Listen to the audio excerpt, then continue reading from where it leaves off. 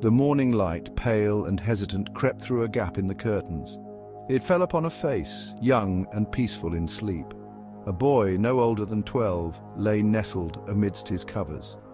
His hair, a mess of unruly brown locks, was contrasted by a single, stark white streak that ran from his forehead, disappearing into the pillow. It pulsed faintly, almost imperceptibly, with every beat of his heart.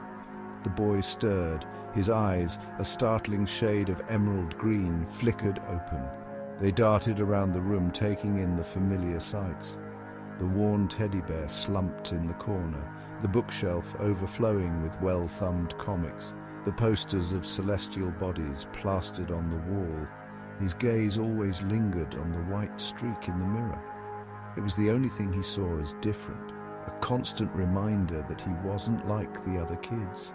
He couldn't quite put his finger on it, but a strange feeling gnawed at his insides. A feeling of unease, of anticipation, of something big about to happen. He tried to shake off the feeling, but it clung to him like a shadow. He threw off his covers and climbed out of bed. The floor was cold under his bare feet. He shivered, the feeling of unease intensifying. He just wanted answers. Why was he different? Why did he feel like this?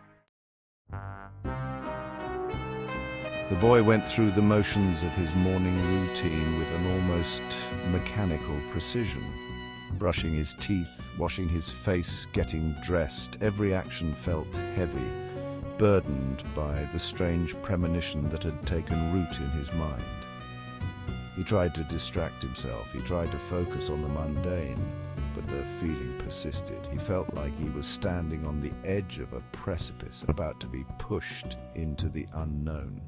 He glanced at his reflection one last time before leaving his room.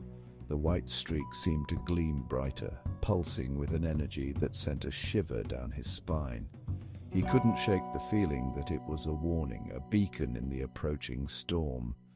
He left his room and made his way downstairs. The aroma of pancakes wafted from the kitchen, momentarily dispelling the gloom that had settled over him. His grandmother, a frail but sprightly woman with eyes that held the wisdom of 1,000 lifetimes, stood at the stove, flipping pancakes with practiced ease. She smiled at him, her eyes crinkling at the corners. "Good morning, Danielle," she said, her voice warm and comforting. "Sleep well?" "Morning, Grandma," he mumbled, forcing a smile onto his face. He didn't want to worry her. She had enough on her plate, just a bit restless, I guess. She shot him a knowing look, her eyes lingering on the white streak that stood out against his dark hair. "It's okay to be scared, Daniel," she said softly, her voice barely a whisper. "It's in your blood." He froze, his fork halfway to his mouth. "What do you mean, Grandma?" he asked, his voice trembling slightly. "What's in my blood?" She sighed, her shoulders slumping slightly. "It's a long story, Daniel," she said, turning back to the stove. "One that I'm not sure I'm ready to tell." He wanted to press her, to demand answers, but something in her voice, a note of weariness, held him back. He knew she would tell him when she was ready. He just hoped it would be soon. The walk to school was a blur. Daniel's mind raced, replaying his grandmother's words over and over again. What did she mean? It's in your blood. What was she hiding from him? He felt a cold dread creep up his spine. He had always known he was different. The white streak in his hair was a constant reminder of that. But he had never considered that his difference might be more than just physical, that it might be something more. He quickened his pace, his heart pounding in his chest. He needed to get to school. He needed to be surrounded by the familiar, the mundane. He needed a distraction from the thoughts swirling in his head. But even as he walked, he couldn't shake the feeling that he was being watched. He could have sworn he saw shadows moving at the edge of his vision. He could have sworn he heard whispers carried on the wind. He reached the school gates, his breath coming in short, sharp gasps. He had never been so relieved to see the red brick building, the bustling students, the teachers patrolling the grounds. It was a haven, a sanctuary from the unknown. The first period dragged by. Daniel couldn't focus on his lessons. He couldn't shake the feeling of unease that had settled over him. He felt like a tightly wound spring ready to snap at any moment. He was halfway through his history class when it happened. A blinding flash of light followed by a deafening roar that shook the very foundations of the school building. Students screamed, teachers yelled, chaos erupted. Daniel looked out the window, his heart stopping in his chest. A massive plume of smoke billowed into the sky, black and ominous. It rose from the direction of the city center. Panic seized him. He had to get out of there. He had to get home. He had to find his grandmother. He scrambled to his feet, knocking over his chair in his haste. He raced towards the door, his classmates a blur of panicked faces. He pushed his way through the throng, his only thought to escape the building.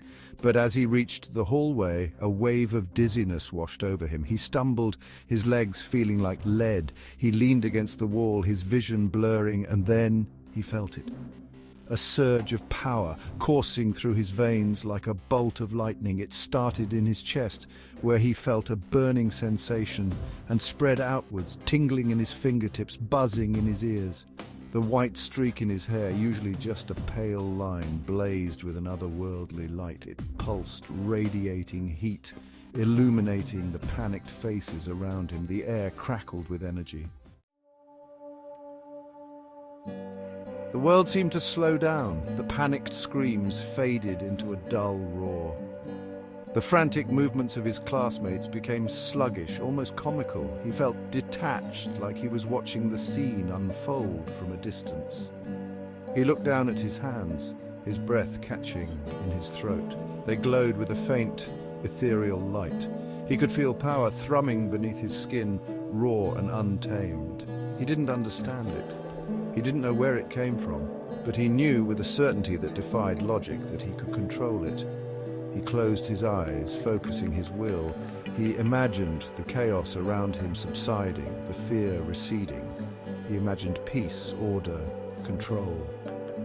And slowly, miraculously, it began to happen. The panicked cries quieted.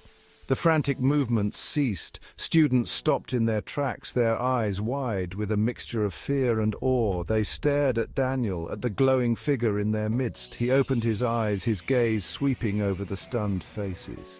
He didn't know what to say, what to do. He was just a boy, caught in the middle of something he didn't understand. But as he looked at the fear in their eyes, he knew he couldn't just stand there. He had to do something. He had to help. He took a step forward, his voice surprisingly steady. "It's okay," he said, his voice echoing in the sudden silence. Everything's going to be all right. He didn't know if it was true, but he had to believe it. He had to be strong for himself and for everyone around him. The world outside the school was in chaos. Smoke billowed into the sky, buildings lay in ruins, and the air was thick with the smell of burning debris. But inside the school, an eerie calm had descended. Daniel stood in the center of the hallway, his white streak glowing brightly, a beacon of hope in the midst of despair. He didn't fully understand the power that surged within him, but he knew he had to use it to help others. He guided his classmates, his voice a calming presence, leading them away from the windows, away from the falling debris. He helped the injured, his touch strangely warm and soothing, easing their pain. He was no longer just Daniel, the boy with the white streak. He was something more. He was a protector, a beacon, a hero. As the dust settled and the initial shock subsided, a new feeling bloomed in Daniel's chest, replacing the fear and confusion. It was a sense of purpose, of destiny. He didn't know what the future held, what other challenges awaited him, but he knew one thing for sure: his life would never be the same again. The boy with the white streak was gone. In his place stood a hero, ready to face whatever came his way.